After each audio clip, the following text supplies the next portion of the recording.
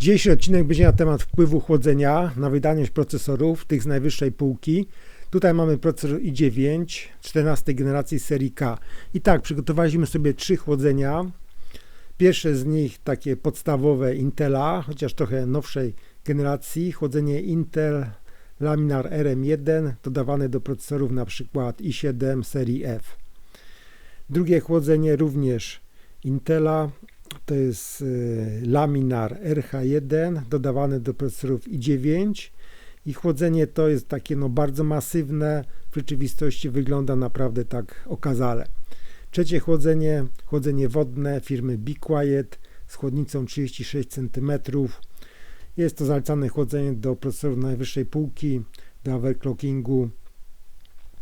I tak, mamy tutaj płytę główną i nasze pierwsze chłodzenie Intela, płyta główna Gigabyte Aero Z790, z tym, że będziemy tu testować na standardowych ustawieniach płyty, bez żadnego overclockingu, bez podkręcania procesora, nic tutaj nie zmieniamy, są to standardowe ustawienia i na tych ustawieniach sprawdzimy, jak chłodzenie wpływa właśnie na wydajność.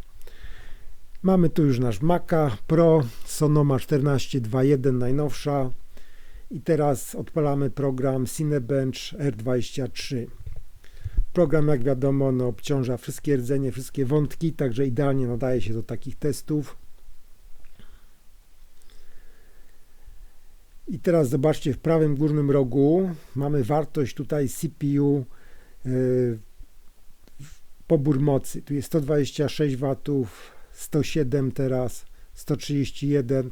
Te wartości są o wiele mniejsze niż powinno być, bo procesor ma 250 W, czyli coś tu jest nie w porządku. Widać, że procesor zwalnia. I teraz tak, efektem tego zwalniania są osiągi. Osiągi na poziomie 29 000 są dużo mniejsze od oczekiwanych. Także widać, że ten procesor ewidentnie zwalnia. Następny zestaw testowy z coolerem Intel Laminar RH1. Zobaczcie to jeszcze na radiatory, na sekcji zasilania. Płyta jest przystosowana właśnie do tych procesorów z najwyższej półki, do overclockingu. Jeżeli chodzi o płytę główną, tutaj nie można nic zarzucić, natomiast zmienia się chłodzenie. Testujemy tutaj różne rodzaje chłodzenia przy niezmienionych warunkach. Taka sama płyta, taki sam zasilacz i tak dalej. I teraz zapuszczamy następny test, Cinebench R23. I zobaczymy, co tutaj się zmieni na lepsze. W prawym górnym rogu mamy wartości pobór mocy 173 W, 171, czyli widać, że te wartości są już trochę lepsze. 160 W. Procesor już nie jest tak po prostu hamowany i w tym momencie mamy już lepsze wyniki. Rezultat 31 761,8 punktów, czyli lepiej, na pewno lepszy rezultat, chociaż jeszcze jest daleki od oczekiwań. I teraz ostatni zestaw testowy z chłodzeniem wodnym Be Quiet 36 cm. I tutaj mamy wszystko idealne. Jest idealna płyta główna, chłodzenie, oczywiście zasilacz mamy 850 W, idealne warunki dla tego procesora. I zobaczymy, jak teraz taka konfiguracja się sprawdzi. Tutaj już nie powinno być żadnych kompromisów. Procesor będzie właśnie sprawdzany na obciążonych wszystkich wątkach, wszystkich rdzeniach.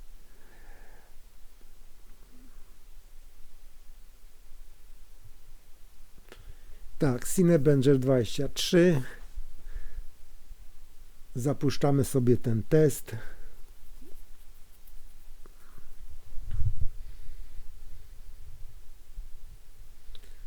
I zobaczcie, co teraz się dzieje. 302 W w prawym górnym rogu, 280, 264, 280. Widać, że tu się coś radykalnie zmieniło. Procesor na pewno pracuje już z pełną mocą, co widać po poborze mocy. Im większa pobór mocy, tym większe oczywiście będą osiągi. Także widzicie 290 W, 280 i to są wartości ciągłe. One tak nie spadają.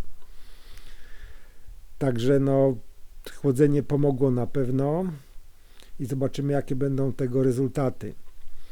Powinno być to o wiele lepiej, a może idealnie. O, tutaj mamy 321 W, 280. Jest dobrze, bym powiedział. I teraz tak, mamy nasz wynik. Wynik jest 38 608 i to jest wynik oczekiwany. Taki powinien być mniej więcej rezultat dla procesora i9 14 generacji serii K. Oczywiście bez overclockingu. I teraz przejdziemy do wniosków na temat właśnie tego, co tutaj zobaczyliście. I tutaj mamy taką tabelkę, gdzie są wyniki naszych eksperymentów, czyli są osiągi i9 chłodzonej cieczą, są osiągi Intela i9 chłodzonej kulerem Intela. Dodaliśmy jeszcze osiągi i7 14 generacji i 7 13 generacji. I teraz zauważcie, iż i9 chłodzona kulerami Intela posiada znacząco mniejsze osiągi niż i7 14 generacji, która jest chłodzona prawidłowo. Mało tego, i9 chłodzona tym najsłabszym kulerem będzie również wyraźnie słabsza od i7 13 generacji. Czyli jeżeli macie i9 z serii K 14 generacji i nie jest ona chłodzona prawidłowo, to w ekstremalnym przypadku to jest tak, jakbyście mieli i7, czyli procesor o klasę niżej, albo jeszcze gorzej. Na rynku jest sporo komputerów, które mają topowe procesory i9, i7, jednak ich osiągi nie są prawidłowe, nie są to topowe osiągi. Z czego to wynika? Przede wszystkim z niewiedzy. Uważa się, iż klasa komputera to jest przede wszystkim procesor, karta graficzna czy tam płyta główna, natomiast chłodzenie jest na ostatnim miejscu zwykle. A niestety w przypadku procesorów 14 generacji chłodzenie jest jednym z najważniejszych elementów całego zestawu. Oczywiście względy ekonomiczne, typu, że chłodzenie kosztuje, wiadomo, 600-700 zł, tyle trzeba wydać na dobre chłodzenie cieczą. I to nie dotyczy tylko komputerów, składaków, ale również możecie kupić jakąś stację roboczą Della z topowym procesorem i9, której osiągi będą na przykład 20% mniejsze od naszego tutaj zestawu i9 chłodzonej cieczą. Czyli jeżeli kupujemy komputer z topowym procesorem i9 czy i7, tutaj nie ma miejsca na żadne kompromisy. Musi być odpowiednia płyta główna, odpowiedni zasilacz, chłodzenie, obudowa.